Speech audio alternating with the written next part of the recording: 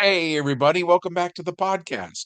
You're listening to the longest running superhero role playing game on Earth.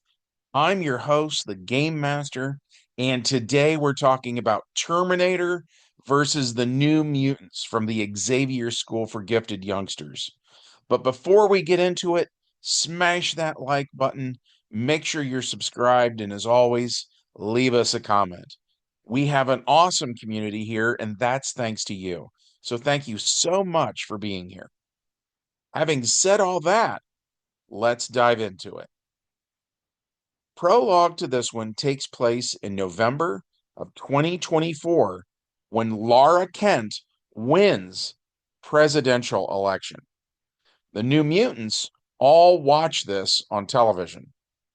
They also see news about drone sightings in New Jersey, and the students decide to go check it out. They all drive there in a Volkswagen that belongs to Bioman, who is wearing the inner demon symbiote. And when they get there, they see a drone on a beach shooting a middle aged man. So Bubble Girl puts the drone in an indestructible sphere, then crushes it. And the heroes do CPR on the middle aged man that they found on the beach. A second drone shows up and shoots Bioman with a purple laser, knocking him out. So the PCs get both injured men to the nearest hospital. Bioman is placed in a hospital bed as the nurses in the triage check the fingerprints of the other man. Bubble Girl is with him when his information shows up on the computer. As it turns out, this man is John Connor. And as soon as his name is in the computer system, Terminators everywhere see this and head for the area. Which brings us to the main plot. A police car pulls into the emergency room and slams on the brakes. A T-800 Terminator gets out dressed as a police officer and enters the hospital. Someone tells him that he can't park there, and he shoulders past them, completely ignoring them. He walks over to the nurse's desk and shows her a photograph of John Connor and asks her if Connor is in the emergency room. She says that he is and what room he's in. So the T-800 barges back to that room. Someone tells him he can't go in there while the doctors are working on him.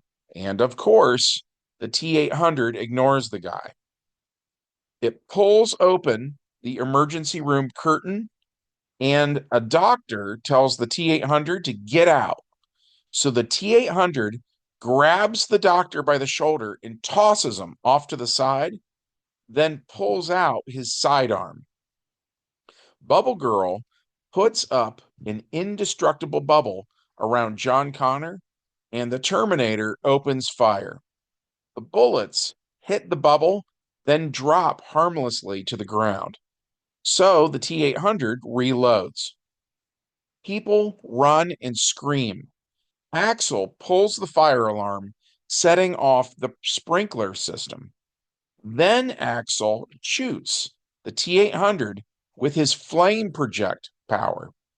He also rolls a ton of doubles, which made this an incredibly short game. The T-800 is knocked into the negatives, and part of its metallic endoskeleton is actually melted from the extreme heat. The PCs have a brief huddle and decide that since both injured parties have been stabilized, they need to get them out of here. As they are leaving, a red haired woman walks in and says, "Come with me if you want to live." So they accept her offer and get into her limousine. She is Catherine Weaver, and she is secretly a T-1001 who has been active for so long that she has become self aware. She actually disagrees with Skynet's philosophy. With her is a T-800 that she has named John Henry. He puts the remains of the other T-800 in the trunk of the limousine. and they all head back to Catherine Weaver's company, Zera Corporation, where John Connor and Bioman are given medical attention. Axel asks her what's going on. He also asks, who is this John Connor guy? So Catherine tells Axel that in 1984, two time travelers arrived from one of many possible futures. One was a T 800 that had been sent back in time by Skynet to find Sarah Connor and terminate her before she could conceive John. The other was Kyle Reese, a human soldier sent to protect her. Two of them fell in love, and John Connor was conceived. And together, they defeated the T 800, which was crushed in a hydraulic press.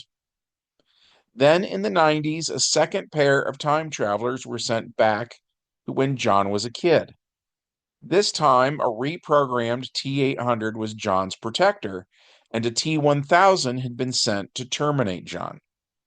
In the end, both of those Terminators were destroyed in a steel mill, and Cyberdyne was destroyed as well. So Axel asks, why is there still a problem? So Catherine Weaver tells him that those were not the only Terminators that had been sent back in time. There were others, and some of them have been here the whole time, like the T 800 police officer they encountered earlier in the night. She explains that some of these Terminators have infiltrated the Air Force. As it turns out, Cyberdyne was a contractor, and before Cyberdyne was destroyed, they had already faxed bits of data here and there to a man named Robert Brewster, who worked for the Air Force. So while Cyberdyne was destroyed, Brewster kept carrying on their work, and the recent drone sightings are a result of that. These are prototype HK aerial units, and because there are Terminators working on the project, HK drones were programmed to hunt down and terminate John Connor. The player characters then discuss all of this and say that they think Catherine Weaver has it all under control. And the player characters take Bioman and go back to the Xavier School for Gifted Youngsters, which, as a brief aside, really took me off guard. I know that sometimes the GM gives the players an adventure hook and they don't want to do it, and that's fine. I was just surprised they didn't want to do this one. So that was the end of the game, which brings us to the epilogue. Bioman slash Inner Demon is in the X Mansion's infirmary, recovering from his injuries at the hands of the HK aerial drone. The New Mutants team is watching TV again, and the Channel 6 News is doing a story about the shooting in the New Jersey hospital. They show security footage of the T 800, and they identify this man as Alan Schaefer, aka Dutch, a veteran of the U.S. Army Special Forces. They say that Dutch has been off grid for years, and anyone who sees him is to contact the authorities immediately. And that was it for this adventure.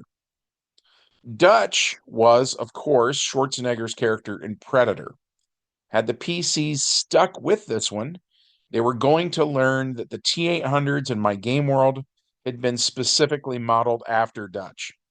I was also going to run a sort of Terminator Civil War and eventually bring in Predators and aliens.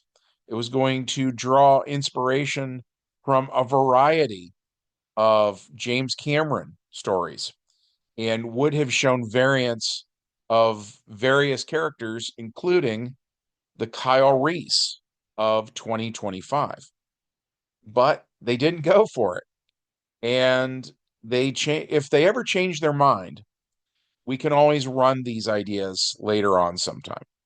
I don't like to railroad my players, so if they don't follow the plot, then I'm not going to force it on them.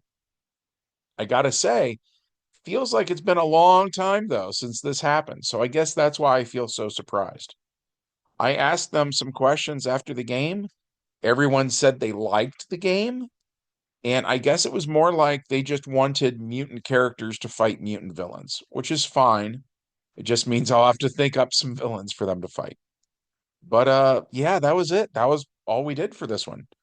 I hope that you found it to be interesting. If so, as always, we'd love it if you decided to support the channel by taking a brief moment to smash the like button, make sure you're subscribed, and leave us a comment. And from everybody here at the longest running superhero role playing game on earth, we hope you have a good one, and we'll see you in the next adventure. Bye.